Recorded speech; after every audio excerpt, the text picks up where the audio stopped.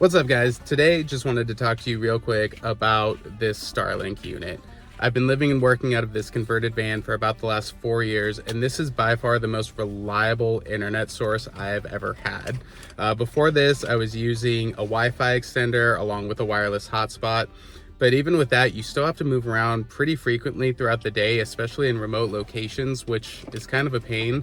So we wanted something that would just work a little bit more consistently, and this is absolutely it. Usually my go-to is I just throw it right in the front of the van, face it out towards the sky, and it works great. Like, as long as you're not facing a mountainside or, something crazy or a building, it pulls in internet almost no matter what.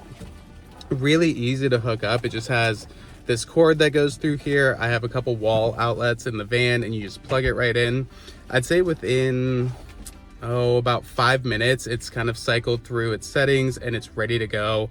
It's kind of sourcing different satellites in the area, and then once it does that, you have perfectly good internet. Usually I'm on meetings for about 5 hours a day for my job, and this handles it brilliantly. I mean, it's honestly better than my home internet.